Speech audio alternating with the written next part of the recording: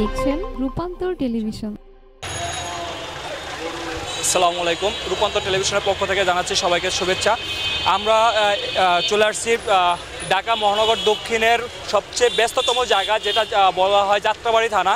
এখানে আমরা যেটা দেখতে পারতেছি যে ওয়ারি জোনের ট্রাফিক যে এখানে সন্দেহভাজন যে গাড়িটি তাদের সন্দেহ হচ্ছে সেই গাড়িটি তারা চেক করতেছে, এবং এখানে আমরা দেখতে পারতেছি যে যেটি দেখতেছে অনিয়মভাবে বা দুর্নীতিভাবে যে গাড়িগুলো এখানে চালাচ্ছে সেইগুলোভাবে তারা এখানে মামলা দিচ্ছে।